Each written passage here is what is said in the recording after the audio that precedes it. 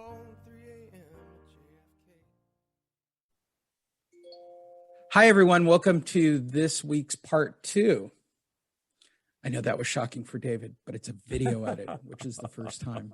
Makes me smile. We're doing this on a brand new platform so David and I can get 2 full parts out. My name's Honish. That is David Bartels. I am a professional marketer. He is a professional broker owner. We're pros at what we do. And we bring you a show each week. This is part 2. We have a part 1 about commissions happening, and we're doing lots of legal stuff this week. So go check out part 1 at Everhome.io. You can follow David at David Bartels, and you can follow me at Lee Honish. So if you're watching this video, sign up. We also have a podcast available on multiple platforms. If not, ask your kids. It's on Spotify. With all that said, David, this is the witty banter section, so I might as well insert it on this part. Are you going to watch the Super Bowl? Of course. And who are you picking, David? I'm planning to watch it. Well, I think that Kansas City is going to be tough to beat, but I love the Tom Brady leaving New England, 42 years old, going to Tampa Bay and taking them to the Super Bowl in the first year, and still am shaking my head at how New England let that happen. And to see them go from perennial Super Bowl, contenders to not even making the playoffs. And then Brady goes to somebody who can't make the playoffs, and now they're in the Super Bowl. I love the story. I love the story. Patrick got one last year, so I'm going to be rooting for, the old guy. I am too. Even though he's got enough Super Bowls. I'm sure he does, but it's such a great story. And I had this debate with a friend of mine who's from Boston, who's from the East Coast. And I said, yeah, he's got the model wife. I'm tired of him getting everything. He goes, really, look at it. They only met each other after he had one Super Bowl. He wasn't the greatest quarterback of all time. That's kind of a real marriage. I said he was just tall, dark, handsome, and rich. Yeah, right. He just wasn't the greatest quarterback of all time. Now he's the greatest quarterback of all time, married to a supermodel with the perfect life as a whatever he was, 7th round draft pick. It's a great story, which takes me back to my overall theme that we talked about earlier in the week. Live your best life. Tom Brady is living his best life, without a doubt. This is our second part. Please do check out, subscribe, and join us on part 1. This is part 2 for the week. And this one's about Coldwell Banker fending off a lawsuit about robocalls, David. Big changes, they be a-coming. This again coming to us from Inman, much like our earlier. The plaintiff alleged repeated unwanted calls from real estate franchisor violated privacy and took away from other activities. Now, that part's a stretch. This case is filed in California, David, where frivolous lawsuits abounding. But this is the second lawsuit on this topic, specifically to Coldwell Banker. The first one got settled out of court. And the reason I'm bringing up this story, right, we've talked about this. I've certainly talked about this as a marketer. I'm not a fan of cold calling. I'm sure that your cell phone still gets robocallers. In fact, I have an email about more than ever. Worse than ever. In fact, and I'm on a do not contact list. Okay, let's start with do you believe this to be a frivolous lawsuit, that it's going to get pushed away or settled out by Coldwell Banker? Well, I think the lawsuit was dismissed. I'm not sure. The first one was settled out of court. Yeah, and I think that are you talking about the Caldwell, the one in Florida or the one in California? One in California, at least the way they're in April 2019. I don't know if they're frivolous, but I can tell you this: if somebody said stop calling, you should stop calling. If someone unsubscribes from your email list, you should, let them unsubscribe. Now, if they re-engage, they call you or they email you or they, engage with you in some other format, as a result of marketing, then, you can reinstate them and you get permission basically to begin that process again. And I think in particular, this one, to give people context, this is really about expired listings, right? Yeah. where, they get an expired listings. And for those people who have never had an expired listing, what happens is that when you list as a seller, when you list the house and you say you list it for 6 months, and at the end of the 6 months, it has not sold for whatever reason, on the day after that, it shows up as expired in the multiple listing service. And a lot of agents buy leads that of expired listing because they make the assumption that seller is going to at least eventually, maybe not right away, but eventually are going to want to relist their house, and they are calling, trying to get an interview to be the new listing agent when and if it comes back to market. So the result to a home seller is they end up getting dozens and dozens of calls the first day or 2 or 3 after that. And then the calls really subside, but they continue over and over and over again. And in the instance of these lawsuits, they're being told, and theoretically from a real estate perspective, those people who are expired, we are not supposed to call people who are on the do not call list. And there are services that scrub that to alert agents to do that. Right. And if you call and you're told to stop calling that it's on the do not call list, and you continue to do that, then the regulations permit a consumer to sue you, and it's like $1,500 per violation or some obscene amount of money every time you call them after so you want to be careful. And I don't know, this guy's probably an attorney or knows an attorney, and he's probably brought it up. He's probably got 15 of these lawsuits going at any one time. It may be his livelihood that he's suing people for calling him on the do not call thing. But I don't know what the backstory is, but it's a problem for homeowners. They don't sue generally, but what they do is complain, and that's the reason why you have these regulations. Well, the argument from the real estate agent perspective, and let's talk about this from an industry perspective. First of all, this is the reason why people have a bad perception of hiring a real estate agent. Unlike our earlier story this week, right, where we talked about who's paying the buyer's agent, who's paying the seller's agent, and is that a violation of the Sherman Act or whatever's going on there, right? Excluding that, let's move that aside. The way an agent gets a property perceptionally creates this negative connotation that 1.5 million people who are licensed and also carry the big R, the consideration of being compared to used car salesmen, right?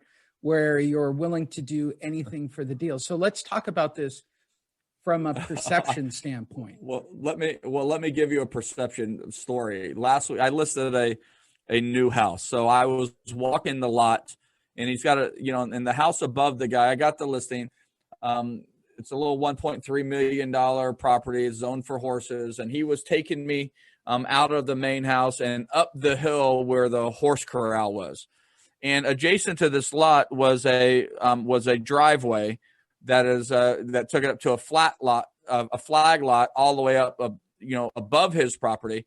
And as we were walking down, the neighbor who had recently bought that house a few months ago was pulling up the driveway and stopped to introduce him. They had never met, even though they shared this driveway, and he was going up to the house above him. They had never met. And he introduced me, and he said, and the guy said, well, I'm actually selling. And he said, oh, that's too bad. It would have been nice to get to know you. We just haven't been around because of COVID. And then they got around to introducing me and said, the realtor, and he looked at me, scum of the earth, right?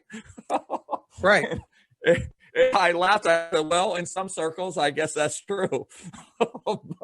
But I was just a little taken aback from that. He went from, you're a realtor, oh, the scum of the earth. Yeah. So it didn't seem like a fair categorization to me, but nonetheless, it is what it is. Well, and let's break this down real quickly because we have a couple of minutes to talk about this. First of all, because I am a marketing guy, this is something that comes up historically in discussions for me. You and I have both coached. And most assuredly, when I carried my license, I was a cold caller. But historically, it's taught to either beat people into the ground with mailers or call until your fingers bleed to the bone. And by the way, go Google and watch some great YouTube videos on the topic of how depressing it actually looks to do this, or knock on doors, all these really aggressive over the top techniques. And the one thing that's not discussed is it has a very low rate of success, right? So you have to do this in large volumes. And the argument by real estate agents is always, well, it's how I got a listing, or I know someone who got a listing by knocking a door or cold calling or sending mailers. I'm sure it does. Okay. If you throw enough hooks into the water, you're going to get a fish. Like meeting a girl. I mean, It's like meeting a girl. You know, you go to the bar and there's 10 beautiful girls lined up at it. And, you know, I'm not, you know, this is an imaginary story. And there's some you want to dance, you go first girl, hey, you want to dance? No. You want to, next girl, no. You want to dance? No. Third girl, you don't know. You may have to get through all of them before you find one that wants to dance. You're not asking them to get married. You're just, hey, you want to dance? And so, sooner or later, somebody will say yes. Yep. Okay. It's a game. It is literally a game of numbers. Right. And that's where the perception comes in, right? You're willing to do anything, and it gets that negative connotation. I know this from properties I've had and sold, or properties that have sold around me, or even in San Diego where I live. If something sells in the area, I might as well put out a sign that says "Realtors welcome, I have cookies," because they're going to knock the door to announce to me that a house sold in my neighborhood. Great. Yeah, that's for sure. So listen, we're trying to make, outbound marketing in real estate is hard, but that's what most real estate agents end up having to do. They're hunters, right? Listen, if you've got somebody who wants to buy a house, your job is really pretty easy. You got somebody who wants to sell a house, your job is pretty easy. The problem is not actually doing the transaction, okay, with a willing party. The trouble that people struggle with is finding somebody that wants to do a transaction. So one of the things that I teach in my coaching is, selling real estate, or anything for that matter, but we're talking about real estate, is really two things. One is finding people to sell, and two is selling the people you find, right? Yep. So the finding people to sell is, and you can't go, you don't want, like the old days, you might have opened up the phone book and just called everybody who had a house and say, hey, I'm David, I'm with Everhome, and what are your plans about real estate the next 3 to 6 months? And you do that 200 times a day, and sooner or later you'll have 5 people to talk to, and then you go talk to those 5 people, and now you got to sell the people you find. Now you got to go out and meet with them, and you got to convince them that you're the right person to help represent them. And therein lies all sales and marketing from there. So instead of using the white pages now, which most people on here don't even know what it is, now you start looking for ways to find people who have a higher probability of doing a transaction. So are they getting divorced? Are they in foreclosure? Are they searching for information about buying or selling a home? Are they was expireds and canceled? For sale by owner. So those are people who have probates. People are dying. And so you'll notice that any time any of these life cycle events start to happen, there's a swarm of real estate agents that are on them, trying to figure out whether or not they're a candidate for buying or selling a house, and then B, trying to get in front of them so that they can convince them they're the right person to help them do that. And what we're trying to do is move away from that. And by the way, door knocking is nothing more than opening up the white pages and making the call 200 times a day, except you're getting, face to face with them, with the idea that if you can get face to face, you're more likely to have a better conversation with them. And I've just never done it. I've never been a fan of it. I don't like anything about it. I don't like cold calling people and asking them all that. So we've always tried to figure out how to attract people to us by offering more value, by offering a unique selling proposition, by creating great reviews. And in Everhome right now, we call people who are for sale by owner and offer them our listed with owner program, which is a hybrid between for sale by owner, where you're unrepresented, and full fee, full service, where you're paying 6% 5 or 6% to a real estate agent to handle everything, we're giving the opportunity to list their house for $2,950 plus whatever cooperating agent commission they want to offer, going back to our earlier segment that we talked about. And people are going crazy for it, right? And so, but now we're making the switch to all inbound marketing. So we've finally started turning on the top end of the funnel, and and people are reaching out to us. We're focused on increasing the stickiness of our webpage. We've gone from under 1 minute to over 3 minutes in just a couple of weeks of adjustments that we're making. And now we are expanding the pool and helping people find us. So instead of us going out and trying to find people, we're trying to create content. This is an example of that. Plus advertising and messaging and email and that kind of thing to create awareness, but to put people in a position where they're reaching out to us instead of us always initiating that communication. And we find that creates a better experience for both our employees who are responsible for identifying new client relationships and the consumer who is looking for a new relationship. Recommended reading for real estate agents out there. Go get Seth Godin's Permission-Based Marketing, which I have a man I'd like to call mentor and friend. You're not going to let that go. I'm not going to let that go. But for all of you out there, when I first read it, and that's what David's talking about, right? Permission-based marketing was so innovative by Seth getting off of spam. And by the way, he wrote this years before the concepts that are actually happening now. He foresaw this future of a non-spammy world where you would engage your clients with content and bring them into the funnel. It's how David and I got together and started coaching. We have been professing content marketing for a decade, literally a decade. Right. We were way ahead of ourselves on the concept. They have to look, email is one thing. Having a good list, following up with your list, those are just bread and butter aspects, David. But the idea of putting out original content, and I just read something, apparently I'm not even putting out enough content. The pros put out 60 pieces of content per week, and I thought, all right, that's excessive. Okay. I don't know who came up with that number, and I have nothing to back that up, but since everybody else does this, but my own head tells me, a piece or two a day, nothing more than something like this. Well, you got a piece doesn't have to mean, a 30-minute podcast, right? Right. A piece could just be an idea. It could be, I saw this and wanted to share it with you. So and I've been not testing really that this hard out. to do, but it's a full-time job. So. It is a full-time job. It is. And my full-time job. So I'm kind of used to it. But even for my own self and my own business, I increase the levels. And I'm going to say this to everybody, instead of knocking on doors and doing these things, stop engaging people who already know what you do. Start engaging people who don't know you, right? Taking advantage of social media and giving them the content instead of just be easy to find, right? That's really what it just be easy to find.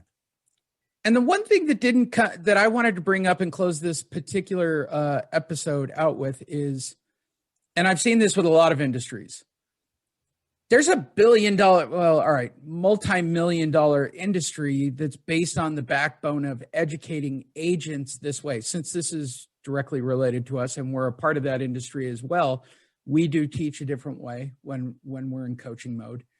But there are others who teach directly that direct sales are the key. And I'm wondering how much influence, because brokers seem to be influenced this way. Certainly the biggest coaches in the real estate industry are this way, David. They're all going to have to change. And I've seen it out of some of the coaches, right, where they're turning it into permission-based psychology of engage with content. They're your best friends. Friends become clients. The Seth Godin model is now being professed over the last couple of years, but still it is new agents come in, you hit the phone, you hit the door. Certainly COVID has cut down the door thing, but hit the phone, send out mailers.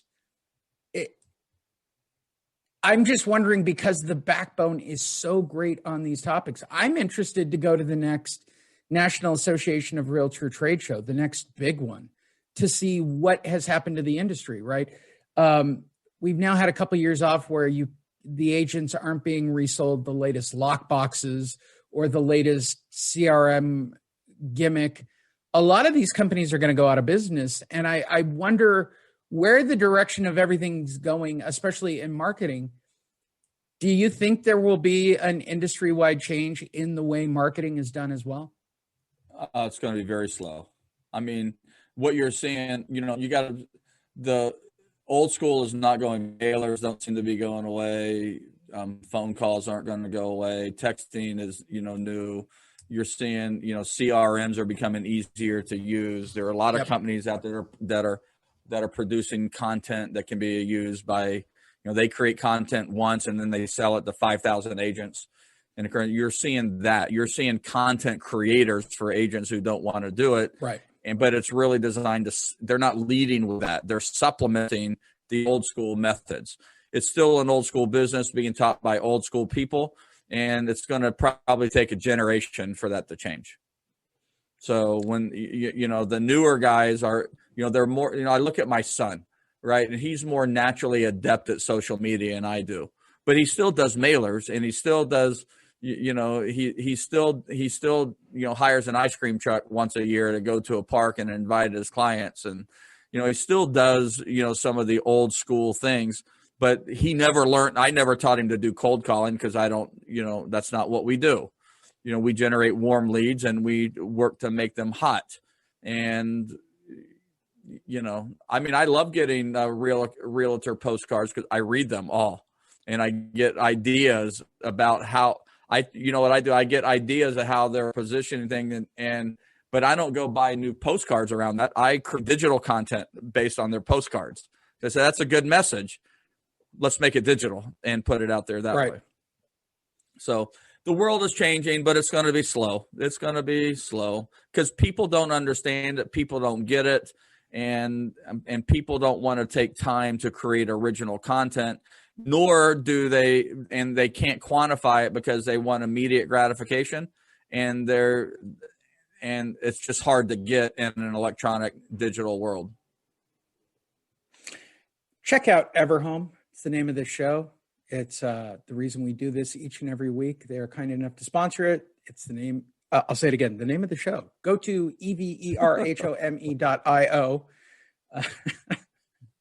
Make it really simple for you guys. Check out part 1, available on Spotify all the way to your Apple iTunes, which is now sounding strangely like a dinosaur compared to everything else, which blows my mind. But Google Play, every platform you can imagine, you can find us. And the full podcast each and every week. We do 2 episodes every single week. We break them up. There are videos available at Everhome.io on Facebook where you can see video of us and our bright, shiny faces. Take advantage of these. We put these out each and every week. We do really appreciate everybody who listens to us. We have a remarkably large audience, thanks to somebody actually checking all the real numbers. It was even bigger than what I thought, actually. So we do appreciate all of you, and we'll continue to put out this content for you. If you do want to find out about flat fee, low set fees for you as a real estate agent, as a possibility of working together with Everhome in the future, or if you're just somebody who found out about real estate and you're just getting in, go find out about it. Just go to Everhome and just check out the page. It's really, really just that simple.